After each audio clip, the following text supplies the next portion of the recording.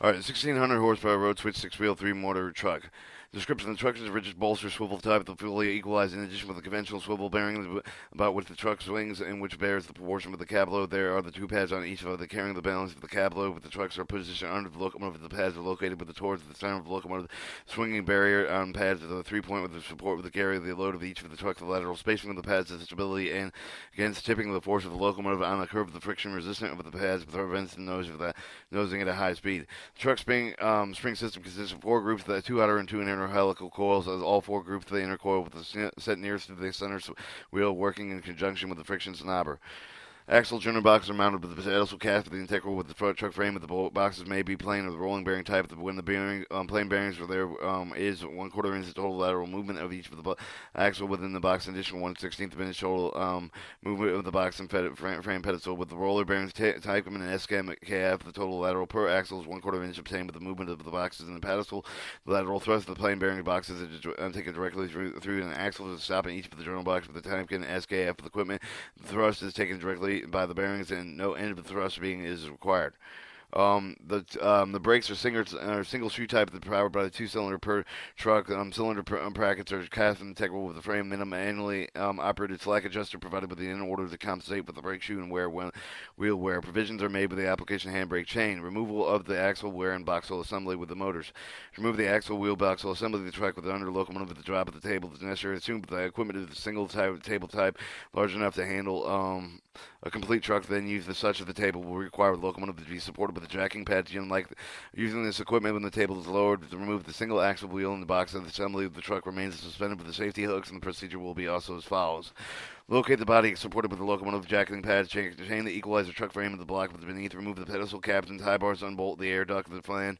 At the top of the motor, disconnect the motor leads. Disconnect the air any of the journal box attachments such as the speed recorders or speedometers, etc. Remove the sandpaper and assembly of each of the truck. Disconnect the bottom slack adjuster. Retract all the other provided clearances between the wheels and brake shoes. Rack the motor nose and remove the suspension assembly. See item 4 for the disassembly of the truck.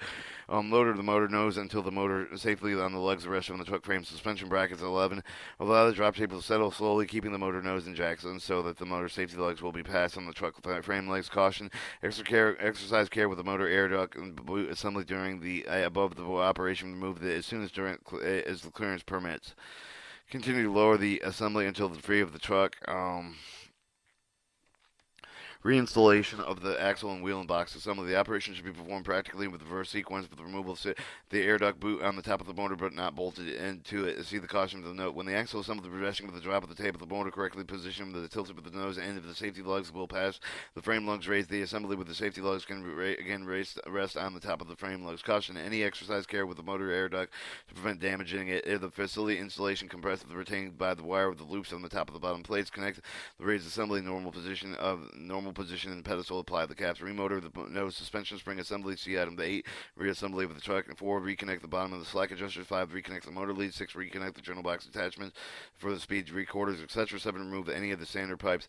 8. Remove the equalizer retainer. 9. Bolt the air duct to the motor. 10. Adjust the brakes. 11. Check box into the stopping the face of the wearer's assembly for the plain bear boxing. Check the bolt lubrication package and if the assembly plain bear boxing bearing box.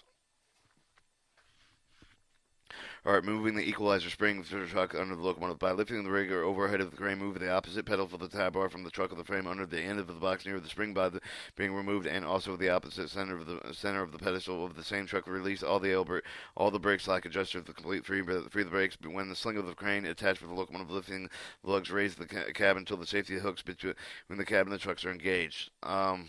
Continually lifting until the weight is removed from the springs. They are free of the frame of the pockets of the coil group nearest the center of the wheel. Each of the truck with the group including the snobber may be then lifted clear of the equalizing spring. The seat, the drop down with the meeting between the equalizer and remove the coil group at the nearest end of the wheels may be then removed. The jacking, remove the pedestal cap as in item 1A above. The release of the brake slack adjuster. Place the jack under the jacking peg on each of the locomotive near the truck from which the spring of the springs are to be removed. Raised until the frame is clear of the springs. Remove the springs are previously described in item 1. Drop the table of the stationary body supports may may be using the following procedure similar to above. Reinstall the equalizer springs reverse removal procedure. Note, when reinstalling the group of the snubber is always just toward the center wheel, right or left of each truck. Replace the correct check thickness liner under each of the spring group. Alright, removal of the truck. Before the completing the truck can be removed from the beneath of the locomotive, it is necessary to relieve the truck of the truck system from the cab weight that requires either the crane or the hoist and the jack lift the locomotive out of the stationary body that we use in connection with the drop table installation. The jacking and lifting diagram, figure 44, shows the location of which the unit should be lifted and is supported with the approximate loads that involved. The following precautions should be observed. The wood blocking should be used between chassis supports, between jacking pad and lifting device. The lifting should be uniform with the both sides of the cab to prevent an unnecessary strain to the cab structure. The cab should not be lifted excessive more than one end than other end over the other until the body of the swivel bin have been disengaged from the truck swivel bowl. By removing the truck, disconnect the safety hooks on one each of the truck of the swivel bowl bolster on the inboard transom, the air brake, the pipe hose, the handbrake chain, the stand of the traction motor, leave the truck box attachments. If the truck is not dismantled, the lift can require the blocking provided between the bottom of the journal boxes and pedestal tie bars for the equalizer springs cannot raise the truck, and the truck may then be removed by any one of the three different procedures.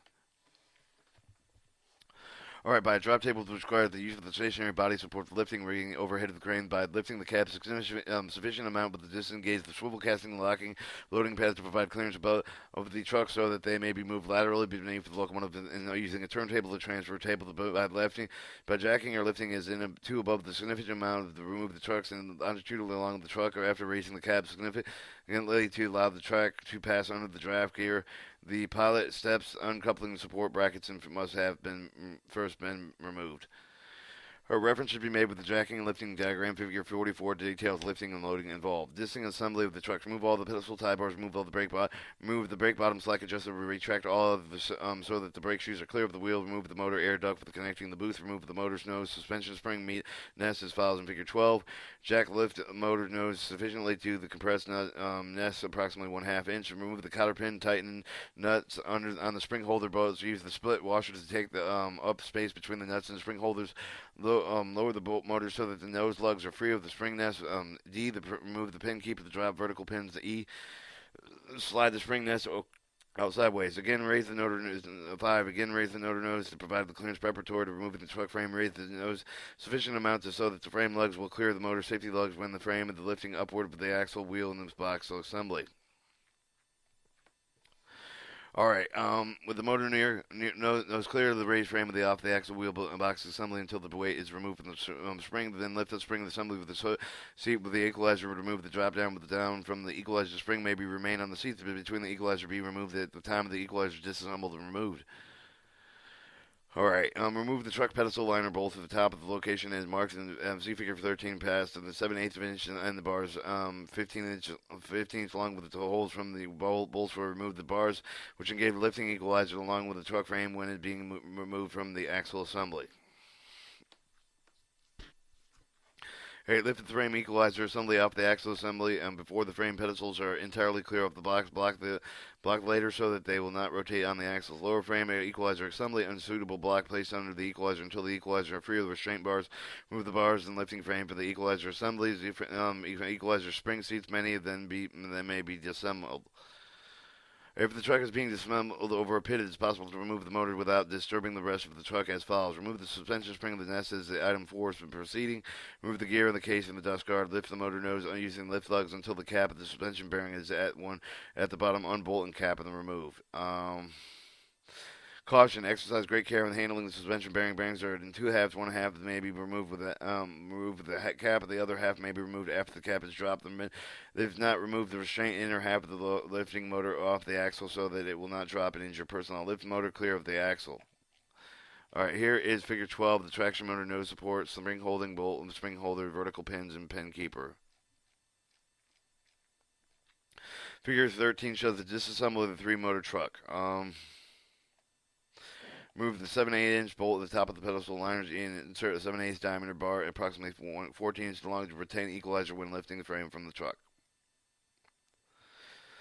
Inspection maintenance. The following items should be inspected and compared with Figure 14 for clearance and wear limits. Vertical, horizontal steel liners on both the body and truck swivel casting wear plates on the loading pads of both and truck pan on the cab pedestal wearing faces on the corresponding of the faces of the general housing. The applying of the new liners. Be sure that all the edges of the round were then contacted other surfaces of plane journal bearing wedge wear limits. Follow the AAR standard practices in the Interstate Commerce Commission and regulation for the rolling bearings. Refer to the manufacturer instruction. Check the lubrication swivel bearing loading pad. Check the lubrication axle bearing if plane and bearings. Checking packing. Tighten all the pipe connection. Check piping. Inspection the motor nose spring holders for the wear, and if necessary replace the wear plates. When the trucks are dismantled, the springs are removed. The check liners and spring pockets if they're badly worn and replace. This shows your truck safety hook, truck box and plan, the truck pedestal block plan, this truck center plate, truck loading plan, truck pedestal block plan, figure 14. Alright, 10. Check if the wear of the foundation brake equipment. If the parts show the excessive wear, they should be replaced. See foundation brakes. For traction motor maintenance, refer to the maintenance instruction booklet MI 2001 traction motor maintenance. All right, wheels. When turning and replacing wheels, the Interstate Commerce Commission requires that the diameter of the wheel of the same axle should not vary with the 3/32 inch equivalent, approximately 2 1/2 of the tape. The further recommendation, the wheel should not continue in service if the diameter, same with the truck, vary with more than 1/2 inch of the 12 1/2 tapes under the same locomotive until they are more than 1 inch of the 25 tapes. When turning and replacing the new wheels, there's other recommendation that the wheels should not vary more than 2 1/2 the tape on the same exact axle and 2 tapes on the same truck of the 14 tapes on the same locomotive. Wheels should be periodically for the wheels wear accordance with the Interstate Commerce Commission regulation. If excessive wear is found, check to determine if the brake shoes are free and are not binding on the flange of the wheel, the tread, the brake hangers, the levers are hanging on the shoe and are not causing misalignment of the shoe. The wear and the plates of the hanger, levers, and also brackets have proper clearance. See the foundation brake inspection of the maintenance. If the sanding pipe with other parts with the free, not following the brake rigging, thus preventing the normal operation. If the axle lateral is provided normal, not excessive by the reason the worn pedestal liners end of the stop. Except variation in the wheel diameters, see item 1 above. Alright, this is filled with the pocket waste saturated with oil. This is your axle end stop retainer, your equalizer adapter, wedge bearing, axle gear between the tires, journals between the tubs, wheel axle box assembly with friction bearings. Your overless pedals are lug liners, journal cat centers between liners, equalizer adapter, traction gear, traction motor. Alright, when applying the new brake shoe, they must be hang true in the head, not on the brake hand of the pin. With the adjusted vibrational shock will not cause a shoe to drag on the wheel, but still in the permanent on the face to conform to the wheel as in the wear progress. See also foundation of the brakes. For wheels mounting, refer to figure 15 and 16. Axle gear mounting on the axle gear is based on the interference with the peg regardless of the tonnage pressure. Recommended interference fits as before to 9.99 thousandths plus 1 or minus thousandths. Diameter of the axle gear fit 10 inches or plus or minus 1/1000 of an inch.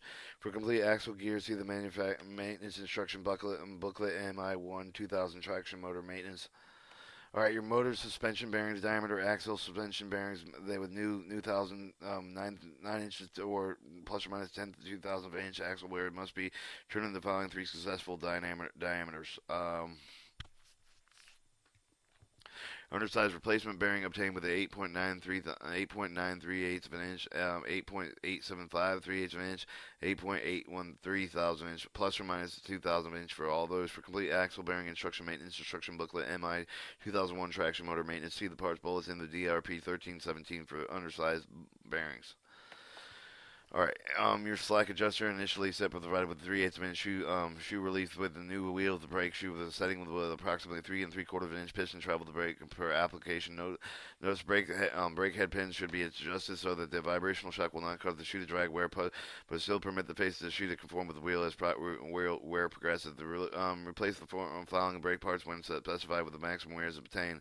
Where plates on the hangers and hanger levers or truck frame pads are within the clearance between the two become 3/16 of an inch pin bushings, which were 1/364 of radial clearance. Nominal clearance with the new pins of the bushings are 1/64 of an inch radial clearance. Hanger levers and equalizers when thickness is 1/1/8 of an inch. Hangers and friction arms when thickness is 1/1/16 of an inch. Brake heads, pull rods, slack adjusters when each jaw member is 1/1/16 of an inch. Hanger equalizer falcon brackets when pins or support are worn 1/16 of an inch. Thickness, clevis, and pinholes interlocking surfaces are worn 1/8 of an inch. Brake heads and when facing radius becomes worn so the extent of the new shoes will no longer hold the shoe tightly. Where plates of equalizer sports were worn 1/8 of an inch thick. Brake shoes were when worn limiting the wear of this bark indicated on the same on the same.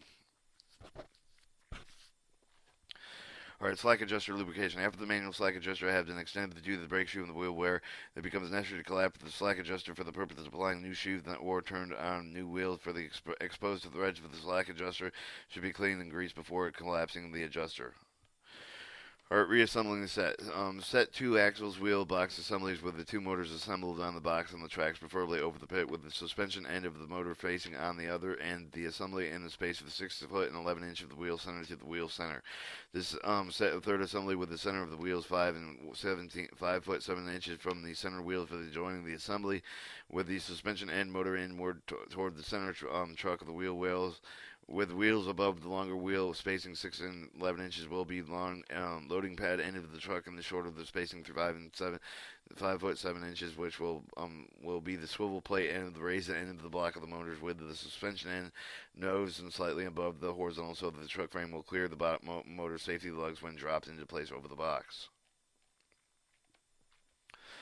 To assemble the equalizer spring in the spring seats position, blocking so that the truck frame can be lowered between them, and the longer the equalizer will be loading the pad end of the truck.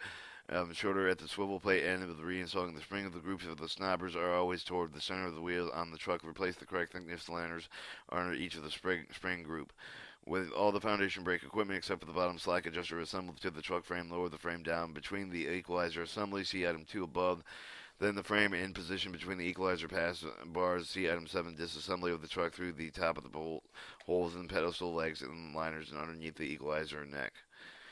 5. With all the journal boxes blocked in vertical position with the equalizer pocket upward, raise the truck frame, the equalizer assembly, and the guide of the position of the side, the pedestal jaws dropping over the journal box. If the spring were not to previously installed with the spring seat, do not do so before the frame is completely lowered. This continues lowering until the frame and spring of the pockets rest and the coil springs reapply the top of the pedestal liner bolts.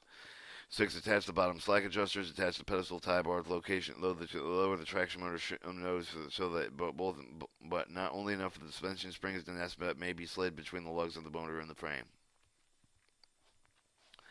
Install vertical pins from the bottom and apply the pin keeper. The truck is now assembled over the pit. It will be necessary to raise the truck in order to insert the suspension pins.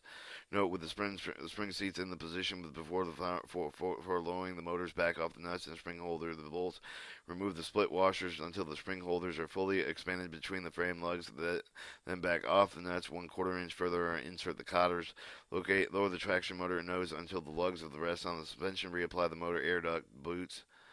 Reapply the loose horizontal liners in swivel bowl loading and pad pan with the horizontal loose liners, both swivel and